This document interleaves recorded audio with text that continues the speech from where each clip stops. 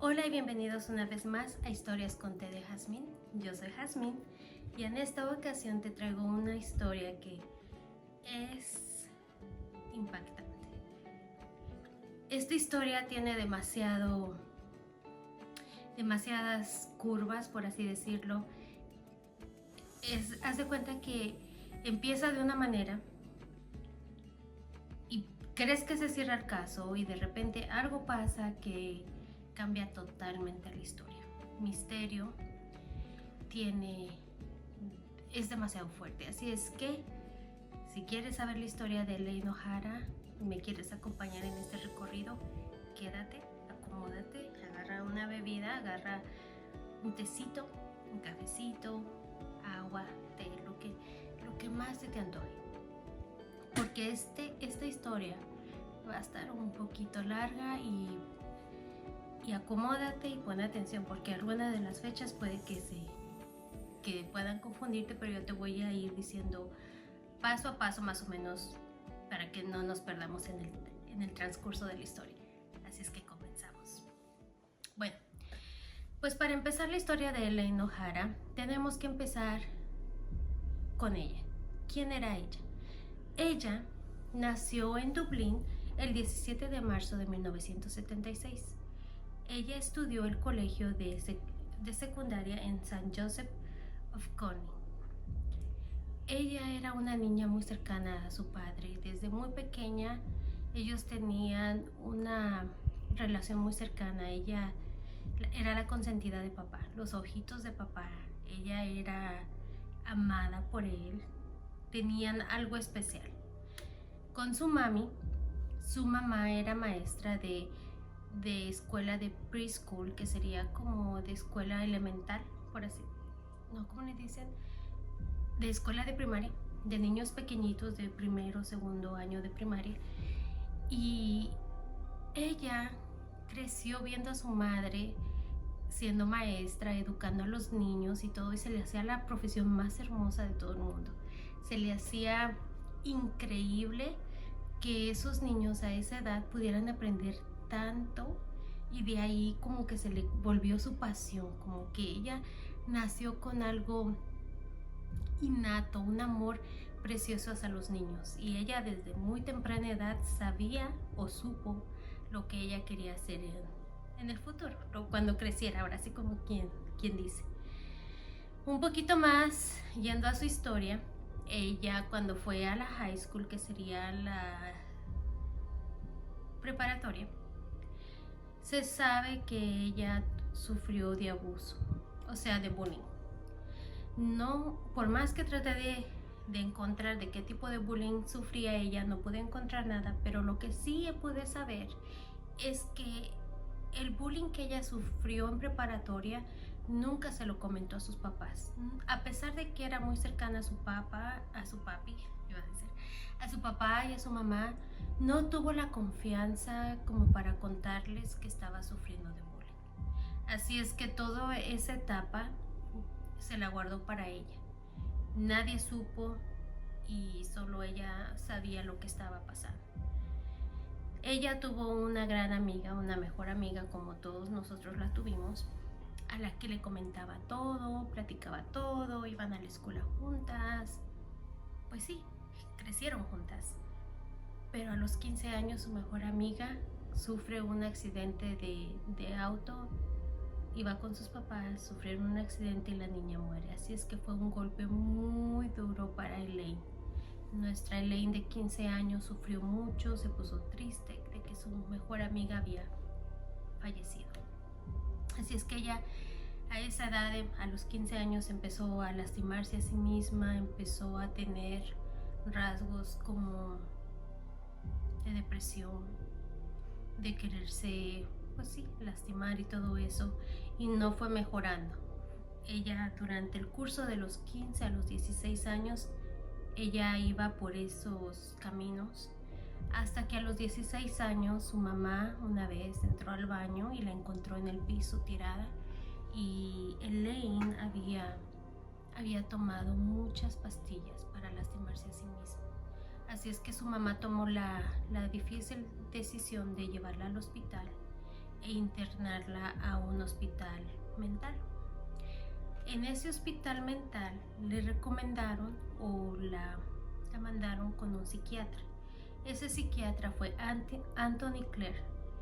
Él la diagnosticó a ella con depresión y trastorno límite de la personalidad.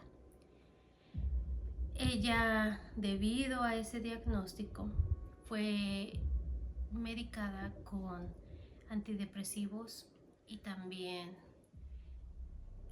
tranquilizantes, porque era muy ansiosa, pues sí saben, cuando tienen trastornos así, necesitan ayuda. Digo necesitan porque en otros países no, pero muchas veces les dan antidepresivos y ayudas para tranquilizarlos, como para mantenerlos tranquilos. Pero Elaine llegó a confesar que al tomar esos tranquilizantes, al tomar esos antidepresivos, ella se sentía como si estuviera sedada, como si fuera un zombie, por así decirlo. O sea, como que ella no sentía nada, no sentía emociones, no sentía felicidad, solo era como que iba por la vida. De hecho, el padre llegó a decir en una de las entrevistas que una vez fueron a comer y Elaine se quedó dormida en el restaurante, ahí dormida. Ella no tenía energía, no tenía ganas de hacer nada, o sea, simplemente estaba sedada. Por eso dije que era como su vida era como un zombie, como que no tenía sentido, no tenía, no sé. Bueno, pues la pobre Elaine también sufrió de asma, diabetes y dislexia. Así es que todo eso paquete era muy difícil para ella. O sea, ya es muy difícil estar en depresión como para tener asma, diabetes y dislexia a esa edad. Pero bueno, un poquito más adelante, nuestra querida Elaine se convirtió en asistente de maestra. No era lo que quería, porque ella quería ser una gran maestra como lo fue su mamá, pero al menos fue un trabajo que la ayudó a empezar a despegar esa carrera por donde ella quería ir. Pero como sabemos, ser asistente de maestra no paga lo mismo como ser una maestra. Así es que debido a esto, Elaine se tuvo que buscar un trabajo de medio tiempo para poder pagar todos los biles, el agua, la luz, la renta, la comida.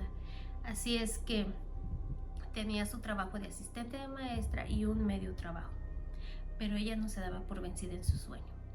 Ella iba a escuelas en la noche para poder sacar su certificado y poder convertirse en una maestra de Montessori, tal y como ella lo había soñado desde que era una niña. Así es que no iba a dejar sus sueños atrás. Entonces, lo que hemos descubierto desde el principio hasta ahora es que Elaine ha sido una muchacha muy fuerte. A pesar de que ha tenido sus problemas depresivos y sus altibajos y todo eso, ha sido una mujer muy fuerte, una niña, una muchacha que nunca se ha rendido, que ha luchado por sus sueños, que a pesar de que a ella se le dificulta un poquito más conseguir esas metas, ella no se rinde, ella sigue adelante. Ella es una niña educada, amable, pero a la misma vez era muy reservada. No era como de las personas o muchachas que cuentan su día a día a todas las personas, no. Ella era una niña reservada, ella se cerraba más que todo en no tener amigos. Sus mejores amigos era su familia. No era de esas niñas que salen y van a bailes y hacen esto, no. Su núcleo era su núcleo familiar y no muchas amigas.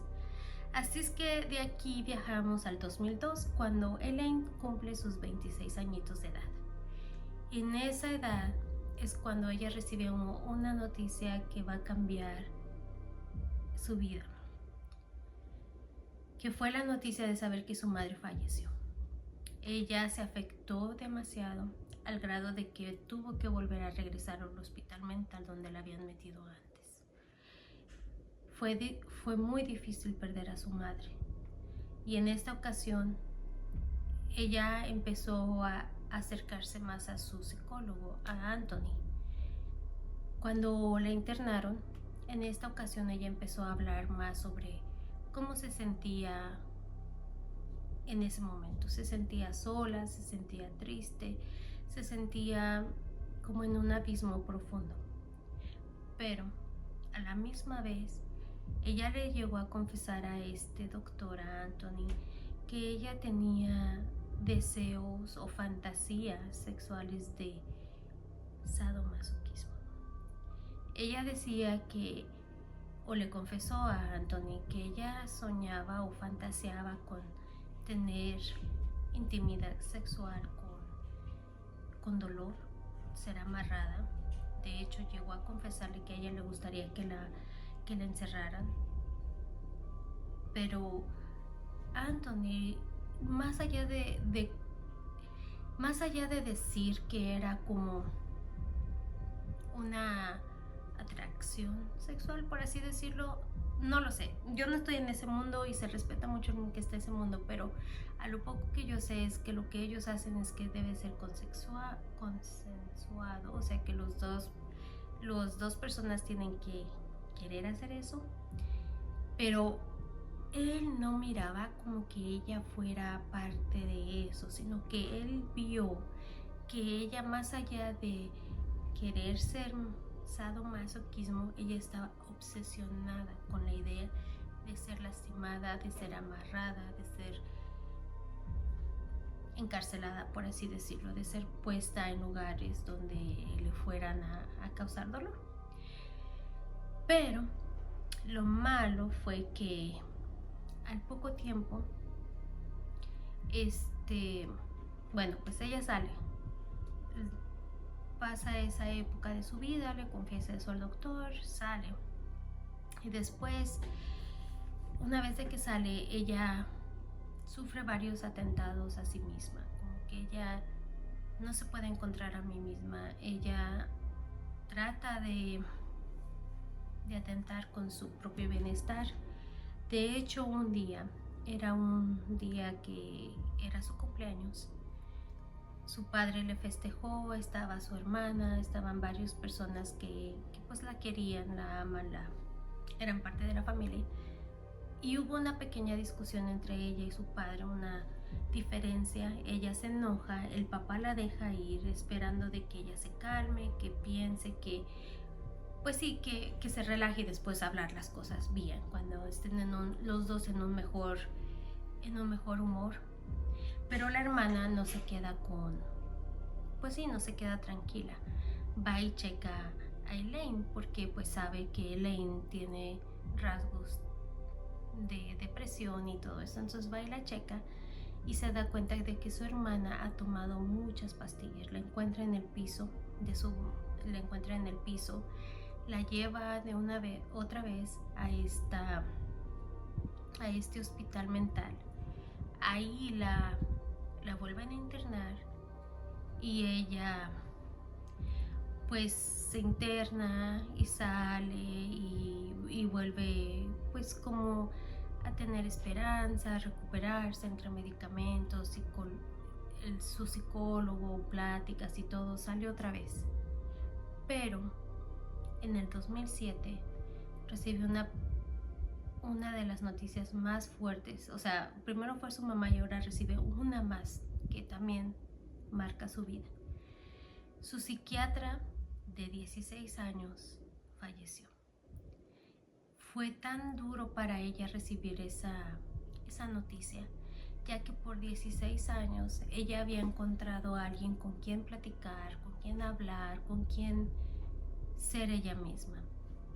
A veces no nos damos cuenta de las personas que vienen a nuestra vida, pero los psicólogos son unas de las mejores personas que pueden haber en este mundo. ¿Por qué? Porque no puede haber secretos, porque ellos te desnudan el alma, te desnudan de una manera de que puedes ser tú. Puedes hablar todo lo que pasa por tu mente. Por ejemplo, en el caso de Elaine, sus deseos de sadomasoquismo, sus deseos de ser, no sé, en parte ser como pues amarrada, encerrada, o sea, cosas muy personales que no se lo cuentes a cualquiera, que no vas platicándole a las personas que trabajan contigo o personas que están contigo en la escuela. O sea, ellos se convierten como, yo quisiera decir, como en tu conciencia, ¿no? Como esa persona donde te sientes libre de decir todo lo que tienes que decir, todo lo que sientes, todo lo que eres. ¿Por qué? Porque es un lugar seguro, porque sabes que es entre él y tú. Entonces para ella fue muy, muy difícil perder a su psicólogo Anthony, pero ahí mismo en esa clínica la refirieron a un nuevo terapista. Este nuevo terapista cambió totalmente su rutina, le quitó, o le redujo, más bien, le redujo la medicina, los medicamentos que ella estaba tomando, y optó para una nueva medicina y un nuevo apoyo psicológico. O sea, era completamente diferente a lo que ella estaba acostumbrada, lo cual le ayudó demasiado, le ayudó positivamente. Ella se volvió a sentir muy bien, empezó a sentirse feliz, empezó a ver un cambio en ella, a ver un cambio en todo lo que ella pensaba, en lo que ella era, en todo eso. Fue un cambio muy positivo. Así es que cuando la dieron de alta, ella era una mujer cambiada, era feliz, era lo que ella nunca pensó ser, pero lo estaba haciendo. Así es que salió y todo eso, pero como siempre, la vida es vida y sigue yendo, y llegamos al 2012, donde ella empezó a tener un cierto de problemas financieros. Ella batallaba para pagar su renta, sus biles, su agua, su luz, y en una ocasión su apartamento se inundó, así es que tuvo gastos extras porque muchas cosas echaron a perder, sus muebles, su ropa, sus cosas. Después ella seguía con las ganas de poder algún día poder ser maestra de Montessori, y pues estaba muy ansiosa por esos exámenes, por poder lograr esa meta. Cuando ella se sintió en ese momento de su vida donde ella sabía que no podía con tanto estrés, ella misma tomó su decisión de volverse a internar ella sola. Ella sabía que si no tomaba ahora sí como dicen, el toro por los cuernos, ella iba a volver a atentar contra su salud propia. Así que lo que hizo fue hablar al hospital médico y decir: me tengo que internar porque no estoy en un momento de mi vida donde tengo que estar sola, necesito ayuda profesional. Ellos le dijeron: vente. Se va y se vuelve a internar por un tiempo. Pero en esta ocasión fue un poquito diferente, ya que cuando se internó, el hospital le dio la oportunidad de que ella podría estar en el hospital, pero a la misma vez trabajar. Así que ella salía, trabajaba y regresaba al hospital.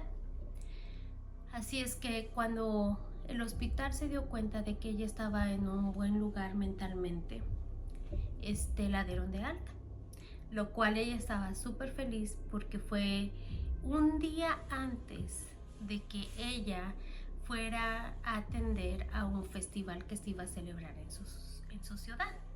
Y todos dicen que se veía feliz, que estaba motivada, que ella no podía ser una Elaine más feliz, ya que iba a poder ser voluntaria en este lugar y pues disfrutar de ese festival que le daba tanta felicidad. El día que sale temprano. Su papá la recoge con su novia. Ellos deciden ir y detenerse en el cementerio a ver a la tumba de su madre. Le llevan flores y todo, pero el papá dijo que notó algo raro en Elaine. Esta vez Elaine estaba muy pegada en su celular.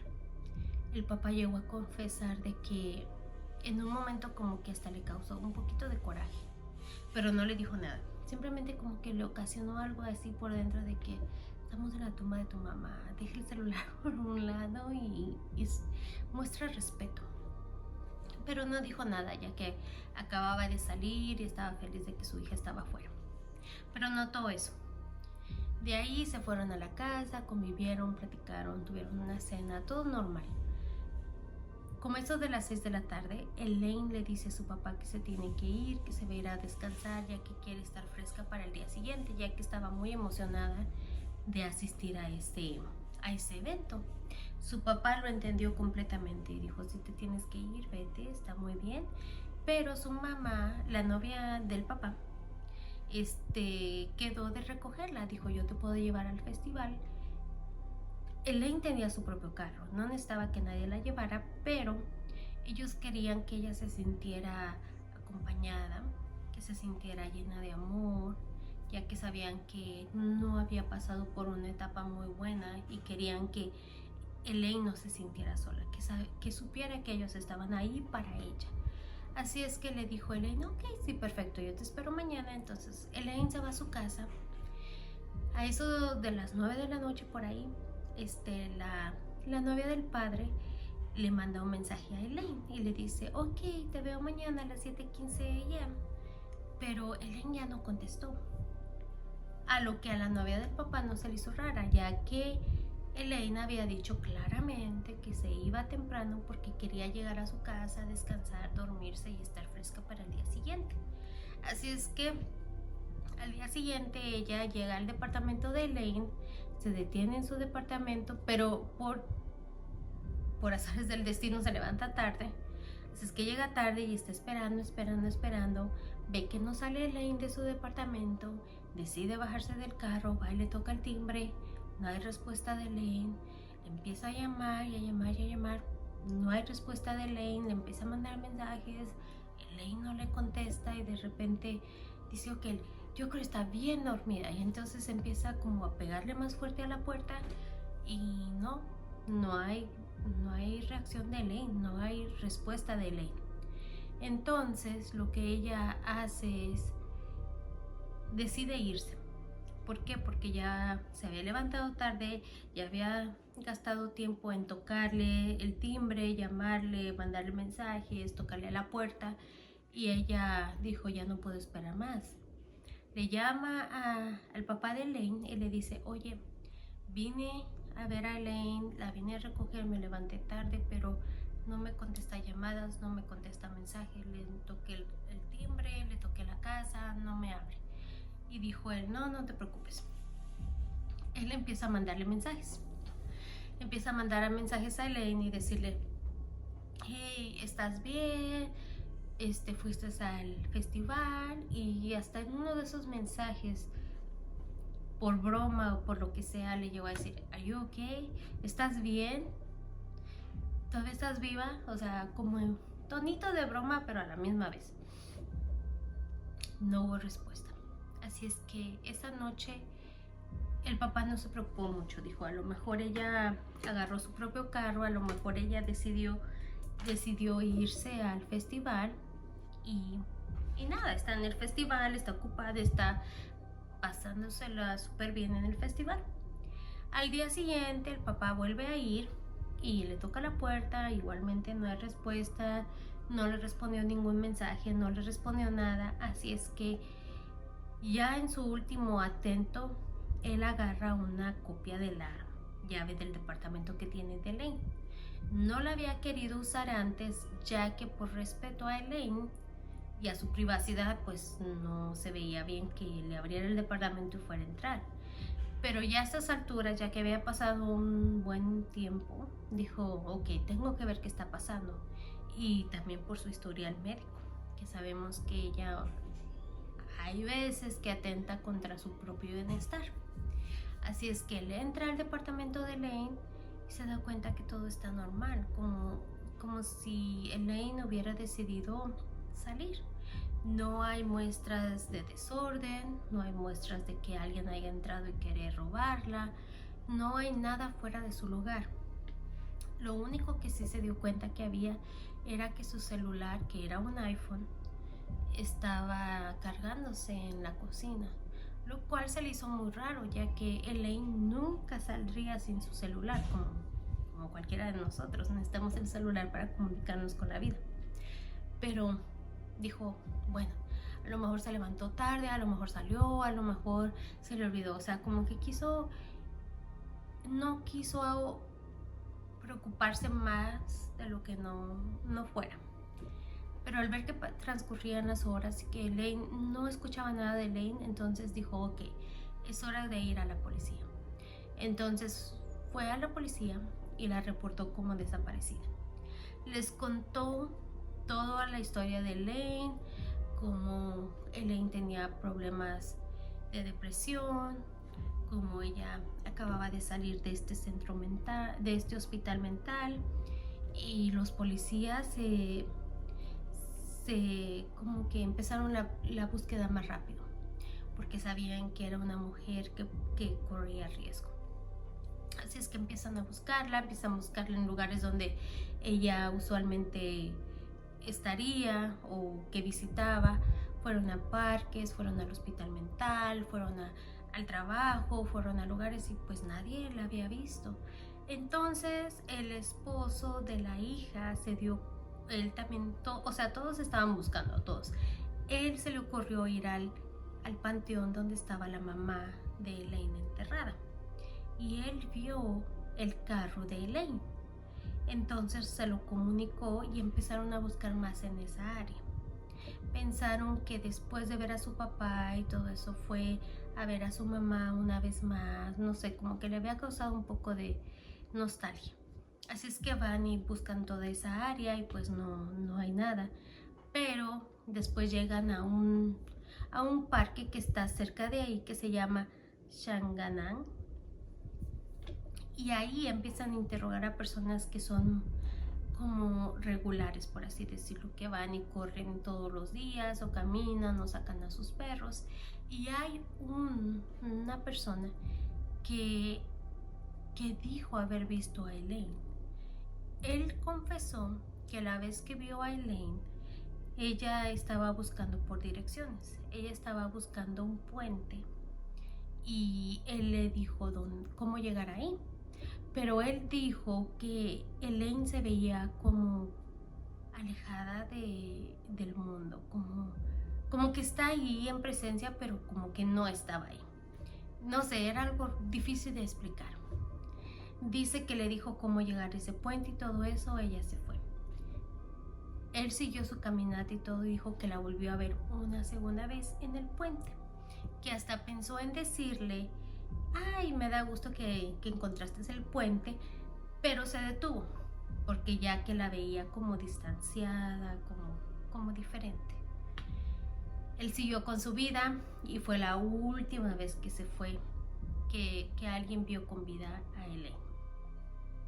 De ahí, pues no se encontró nada, no se encontraron más pistas, no se encontró un cuerpo, no se encontró nada. Así es que llegó al punto donde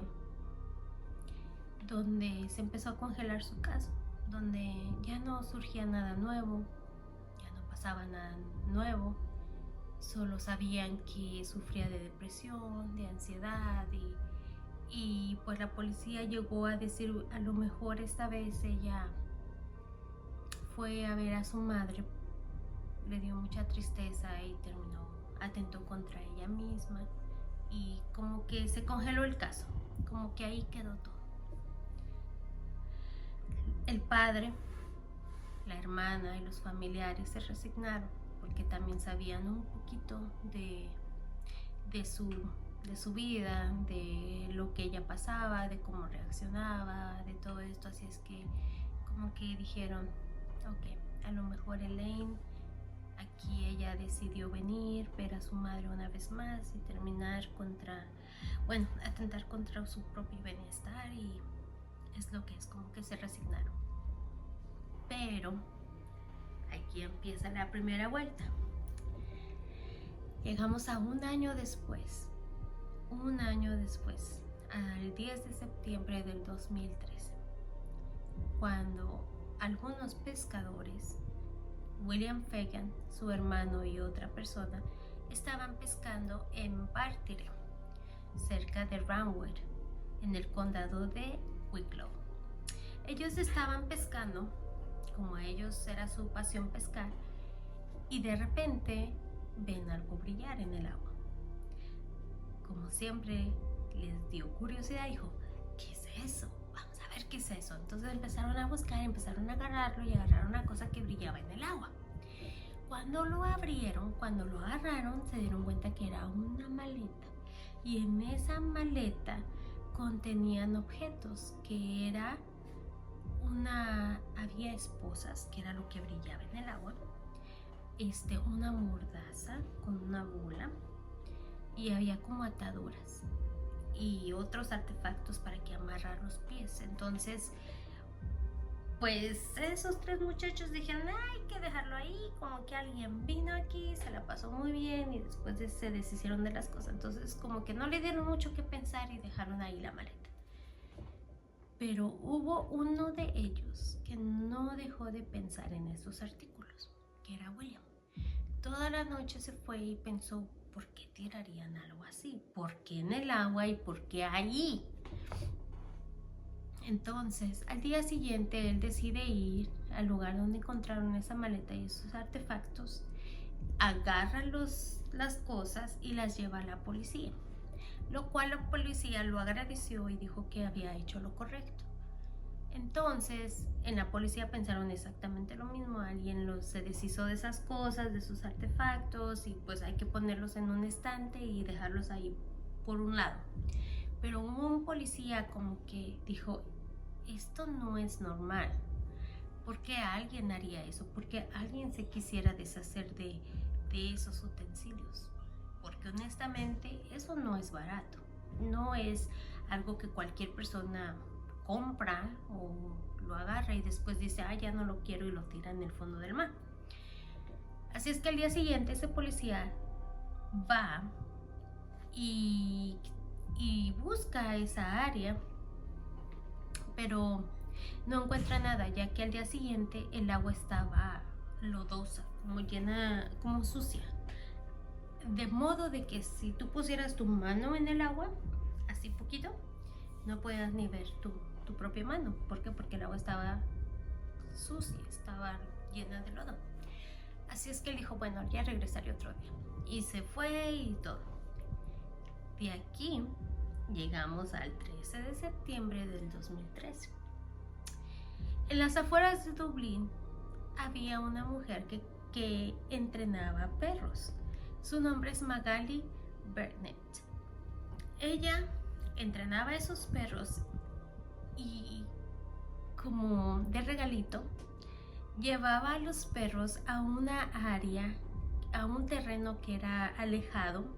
Estaba en las faldas de la montaña de Dublín y los dejaba correr para que ellos fueran libres, corrieran, fueran ellos mismos. Pero desde hacía el 21 de agosto, uno de esos perros siempre regresaba con huesos, siempre. Entonces, cuando ella los llamaba, ese perrito siempre regresaba con un hueso y ella le quitaba el hueso y lo ponía a un lado de su ven, subía a todos los perros y se iba. Pero llegó este 13 de septiembre, donde llama a todos los perros y ese perrito no quiere venir. Y la llama y no quiere venir. Así es que se pone a buscar a la perrita. Y cuando la perrita se acerca, ella ve que viene con un hueso como siempre, pero esta vez el hueso tenía un pedacito de ropa, lo cual le dio unos escalofríos terribles. Le llegó el escalofrío hasta la espina dorsal, yo me imagino. Y dijo, ¿y si esos huesos son humanos? Así es que por primera vez le dio miedo y decidió llamar a la policía.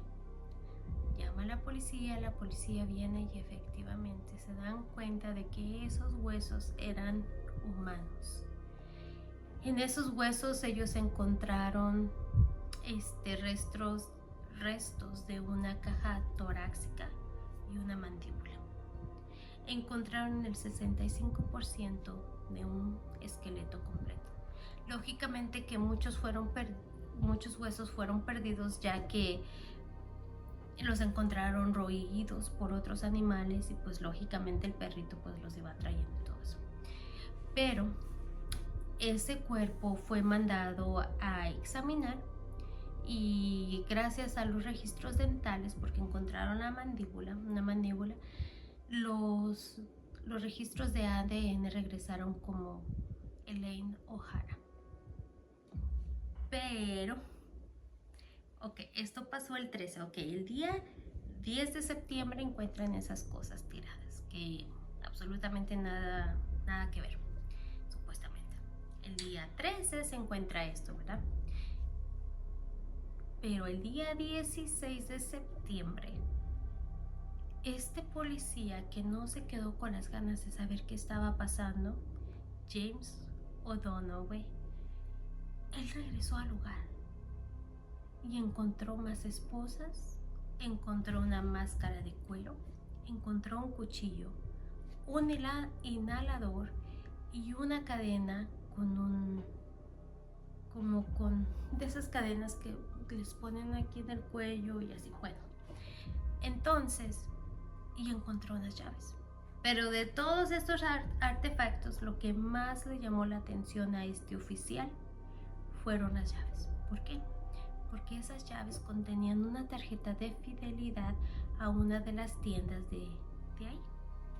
Entonces él sabía que si él llamaba a esa tienda y preguntaba de quién correspondía esa tarjeta de fidelidad, le iban a dar un nombre y un apellido. Efectivamente tomó todas esas cosas, se las llevó a la estación de policía, llama, pregunta a esa tienda a quién correspondía y ¿qué creen? Correspondía a Elaine O'Hara. Así es de que ahí todo esto empieza como que a unirse. Él empieza a investigar de que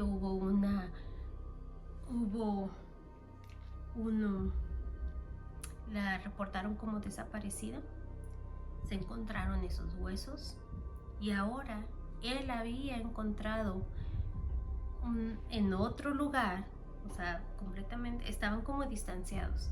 Él encontró todo esto tirado, como si alguien se quisiera deshacer de una evidencia. Entonces él sabía, este policía supo de que esto era algo más que una desaparición. Entonces él empezó a investigar. Y aquí es donde vamos a la investigación. Él contactó a su padre, de Elaine, y le preguntó que si podría tener acceso al departamento de Elaine. Gracias a Dios, el padre de Elaine no había movido absolutamente nada del departamento de Elaine y dijo, claro que sí. Él entra, encuentra su Mac, encuentra su iPhone, encuentra su departamento, pero él no nada más fue al departamento y entró y vio y examinó, no. Él empezó a mover muebles, empezó a mover todo, empezó de verdad a investigar qué había en ese departamento. Llegó a la recámara, vio la cama, la descendió, levantó el sofá, el colchón. Al levantar el colchón se dio cuenta que en la parte de abajo de ese colchón había unas gotitas de sangre. Entonces lo mandó a examinación. Se llevó todo lo electrónico y se dio cuenta de que habían algunos mensajes borrados en el iPhone. Pero como ustedes saben, el iPhone, todo lo que tenemos en nuestro iPhone se conecta a nuestro Mac. Entonces, todas esas conversaciones que ella trató de borrar las encontraron en su Mac, lo cual eran mensajes de un tal David. Él empezó a leerlas y eran un poquito subidas de todo, como que te extraño, cuando quieras puedo ir, tengo unas ganas de verte y de apuñalearte, de sangrarte, a lo cual Elaine decía, yo ya no estoy en eso, yo ya no quiero que me vuelvas a sangrar, yo ya no quiero eso.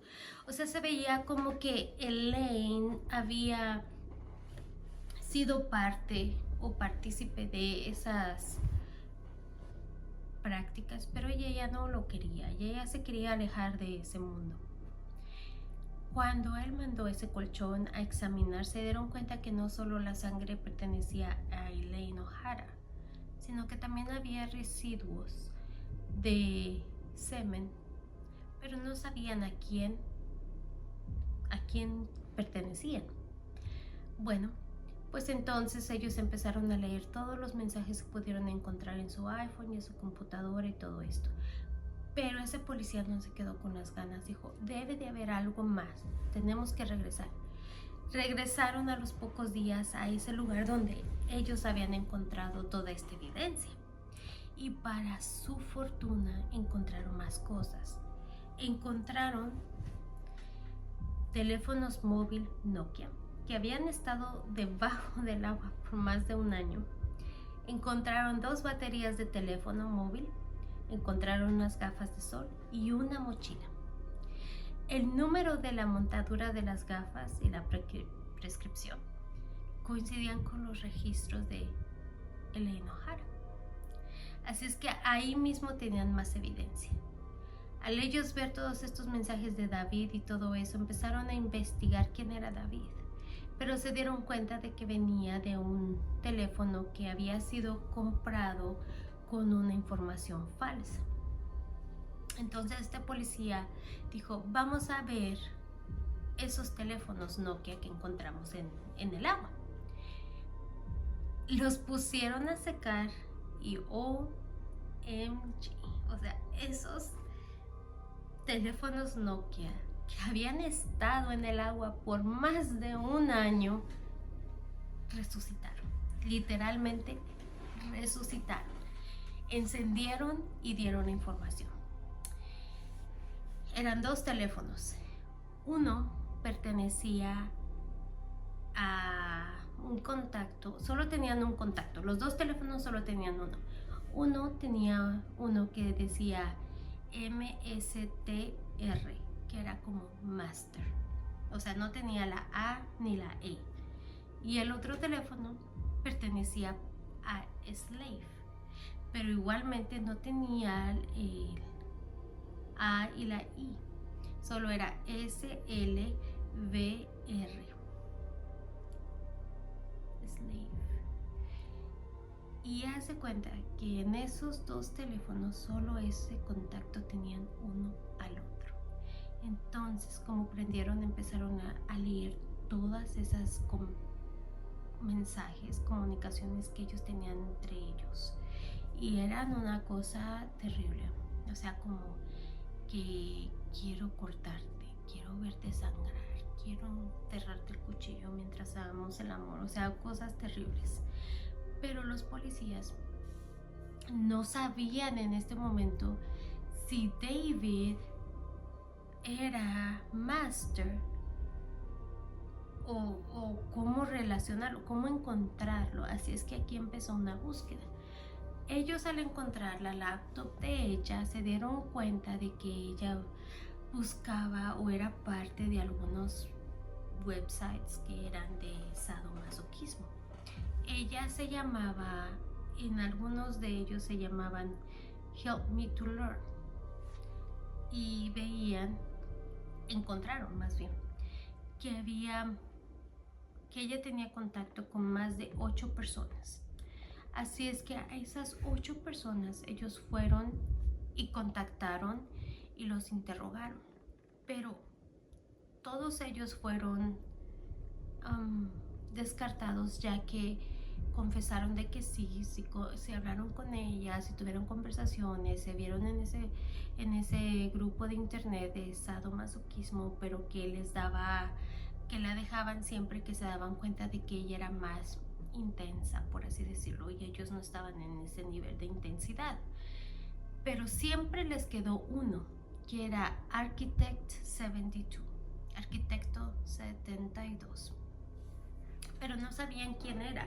La única sospecha que ellos tenían era que a lo mejor David y Master era Arquitecto 72, pero no sabían quién era él. Así es que ellos empezaron a buscar con la ayuda de las torres, a linkear los teléfonos, a ver a dónde él manejaba, dónde se encontraban, dónde era que que pues sí, que los teléfonos se encendían juntos.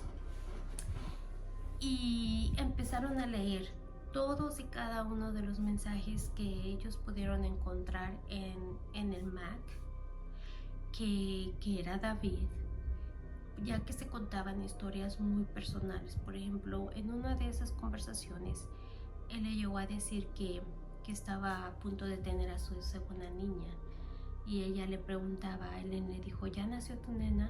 Y él le decía, no, todavía no, ella todavía está en labor.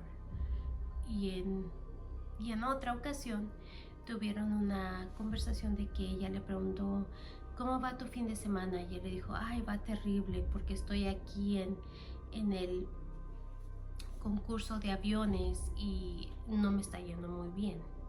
Lo cual le indicó a los policías que a lo mejor era un piloto, o a lo mejor él tenía algo que ver con aviones, ya que dijo volar. Pero se dio cuenta que al interrogar a pilotos y todo, pues ellos no hacían competencias de aviones. Empezaron a buscar y a buscar hasta que un policía dijo, bueno, yo un día venía manejando hacia la casa y me di cuenta de que había varios aviones y era una competición de aviones, pero eran como que ellos lo diseñaban ellos mismos. Así es que empezaron a buscar en el internet, viendo competencias de aviones y todo eso, y salió de que era el mismo día en que ellos dos se mandaron estos mensajes. El mismo día que le dijo que no le estaba viendo muy bien en esa competencia, ella había recibido ese mensaje. Pero ¿cómo descubrir quién era él y si el David, arquitecto, y Master era la misma persona? ¿Cómo saber si es la misma persona? Bueno, pues ellos se pusieron a buscar en el internet, porque en esos mensajes de David, él le dijo que había quedado en quinto lugar.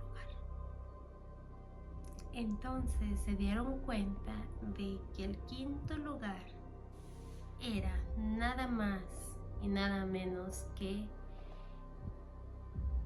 Graham Dwiner, y había quedado en quinto lugar ese día, y que era él un arquitecto, y cuando nació 1972.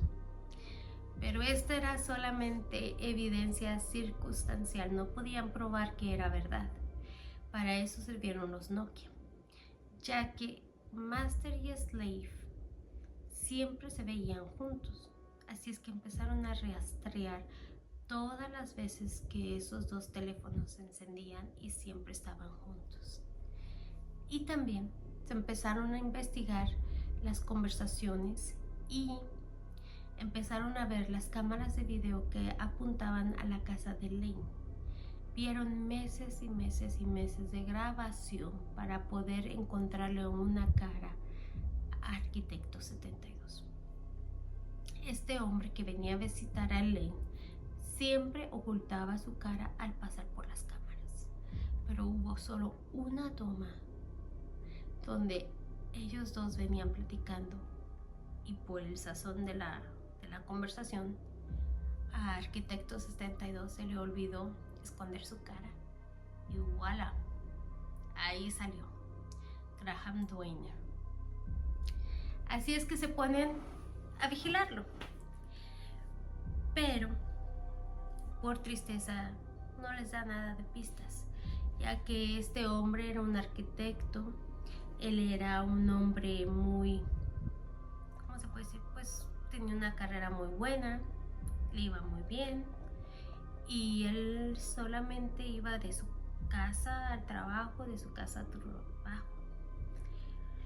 Pero también tuvieron que investigar quién era él, y ahí se dieron cuenta que él no tenía antecedentes penales, que él había nacido el 13 de septiembre de 1972, que era hijo de Sean and Susan Dwiner y que tenía 3 hermanos.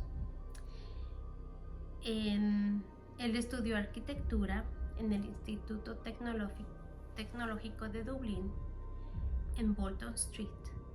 Él inició una relación con Emma Shee, una mujer de Donegal. Ella llegó a decir que quedó embarazada muy pronto, pero sin embargo tuvo que dejarlo ya que él tenía fantasías de apuñalarla con un cuchillo mientras ellos tenían intimidad, lo cual a ella la asustó y la llevó pues sí, a pedir el divorcio, porque una de esas veces que estaban teniendo intimidad, como cualquier persona, él sacó un cuchillo de cocina y fingió apuñalarla. Ella le asustó bastante, dijo, ¿qué está pasando? ¿Qué es esto? Esto no es normal. Así es que en cuanto ella tuvo a su hijo, ella decidió separarse de ese hombre. Pero mientras Dwayne estudiaba en su escuela de arquitectura, en 1996 él conoció a otra mujer, que era Emma Healy. Se casaron en la catedral en el siglo del 2002 y 5 años más tarde se mudaron a Kerrymount. Él terminó la carrera de arquitectura, él despegó y le empezó a ir muy bien. De hecho, él mismo hizo su propia firma y todo, o sea, a él le fue muy bien. Él fue nombrado el director en junio del 2006 y participó en una serie de proyectos muy importantes en Irlanda. Así es que él tenía aficiones como volar aviones que eran controlados con un radio. Él le encantaba, le fascinaban los carros de lujo y su esposa disfrutaba de todas esas cosas, ¿verdad? Pero cuando todo esto empezó a salir a la luz, se dieron cuenta de que las finanzas de Dwayne estaban en dificultades, ya que él estaba muy endeudado. Tenían muchos gastos y estaban como no pasando en el mejor época financiera.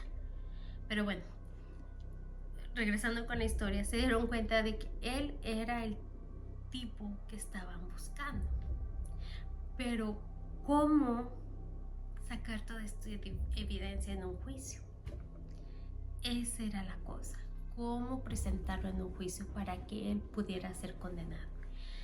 Así es que, como no, ellos lo vigilaban, él no hacía nada, él vivía una vida ya muy normal, él simplemente trabajaba y del trabajo a su casa y su familia y todo esto, pues tuvieron que llamarlo a investigación, ¿verdad? Y tenían que encontrar la manera de poderlo juzgar.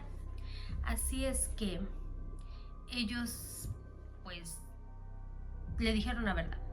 Estamos investigando este caso, sabemos que tú eres arquitecto 72, esto está ligado contigo, por esto, por lo otro, por todo, y así ellos como que empezaron a interrogarlo. Él negó absolutamente todo. En el principio él negó siquiera haber conocido a Elaine, él no sabía nada de ella, él no sabía quién era ella. Poco a poco fueron sacando evidencia, fueron sacando videos, ya que en la Mac de Elaine encontraron varios archivos, encontraron archivos que eran de lo más difícil de ver. Había archivos donde decía, por ejemplo, un archivo se llamaba Cómo matar, y cuando lo abrieron se daban cuenta que había instrucciones de cómo encontrar a sus víctimas y cómo asesinarlas. En otro archivo encontraron fotografías de mujeres muertas. Así es que encontraron suficiente evidencia como para interrogarlo. Entonces llegamos al juicio, donde el equipo legal de Dwayne destacó que la legislación que cubría la captura y el uso de los datos teléfonos móviles era, pues no era correcto, pues, por así decirlo, porque estaban violando sus derechos. Pero en la época en que ellos empezaron, pues se todavía se podía rastrear esa información. Así es que todo eso fue evidencia y fue sumamente importante para poder llevarlo a juicio y poder demostrarle a las personas lo que él había hecho. De hecho, en la Mac de Elaine encontraron videos sexuales donde él aparecía, la violentaba, la lastimaba y tenía intimidad con ella. Cuando este caso empezó en los juicios y tuvieron que pasar ese tipo de evidencia, por primera vez en la historia de allí, tuvieron que sacar a todas las personas que no tuvieran nada que ver con este caso, ya que fue una evidencia terriblemente fuerte. Dicen que Elaine gritaba tan horrible cada vez que este hombre le ponía el cuchillo. Cada vez que él la lastimaba, eran gritos horribles. Las personas que estuvieron en ese juicio llegaron a testificar que es algo que ellos jamás podrán olvidar en su vida. Pero bueno, una vez que ellos hicieron la revisión de todo eso, de la evidencia y todo eso, se confirmó que él había sido. Así es que a él ya no le quedó más que confesar que sí conocía a Elaine, que sí había estado en esos foros y que sí era parte de ese tipo de masoquismo, pero él quiso decir que él no estaba tan dentro de eso, que solo como que le daba curiosidad, pero pues lógicamente la evidencia era más fuerte de lo que él podía decir. Y de hecho hubo un episodio en el que él creyó que cooperar con la policía y darle datos a la policía de dónde él escondía sus cuchillos podía ayudarlo a rebajar la sentencia. Así es que mientras él estaba encarcelado, él dibujó en un pedazo de papel, dibujó dónde escondía cuchillos y artefactos en su propia casa, en su garage. Los policías fueron, les dio como este mapita, como este plan. Ellos fueron, lo buscaron, encontraron evidencia que lo delataba más. En vez de ayudarlo, lo delataba más a testificar que en verdad él había sido parte de todo este macabro acontecimiento. Como dije antes, el sadomasoquismo es respetable y es bueno siempre y cuando la otra persona esté de acuerdo con lo que van a pasar. Pero en este caso de Elaine, ella ya no quería ser parte de esto. Ella en muchos mensajes le dijo que ella ya no quería ser lastimada, que ella ya no quería ser parte de esto. Y él fue el que la obligaba a pasar por todo esto. A ella no le gustaba que la lastimara, que la cuchillara, y él la cuchillaba. ¿Solo por qué? Porque él quería, porque era su placer, porque a él le causaba placer verla sangrar durante el acto. O sea que esto iba más allá del sadomasoquismo. Así es que una vez que todo esto se reveló, se llegó al Tribunal de Justicia y le dieron su condena. Pero él hizo peticiones para que se volviera a reabrir, ya que él dijo que él no era culpable. Pero a finales del 2021, un asesor revisó el caso en el nombre del Tribunal de Justicia de la Unión Europea y emitió un dictamen en el cual dijo que los teléfonos móviles estaba permitido en ese tiempo y que todo esto era evidencia que se podía usar, y informó que cierta sentencia tenía esas graves consecuencias. Así es que en abril del 2022, hace poquito, no mucho atrás, fue sentenciado por el gobierno irlandés para una condena de por vida. Así es que este hombre está en estos mismos momentos en los que estamos hablando, en la cárcel, pasando por una sentencia de por vida.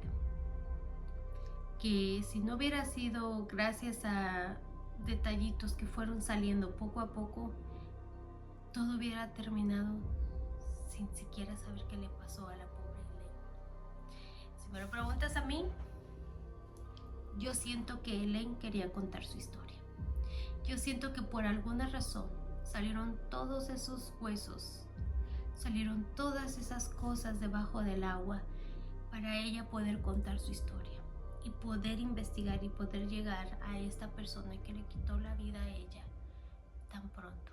Una mujer llena de esperanzas, una mujer que sufrió tanto y que quería salir adelante, que quería ganarle la depresión y que quería realizar todos sus sueños, tener sueños de ser una maestra de Montessori, tal y como lo era su madre.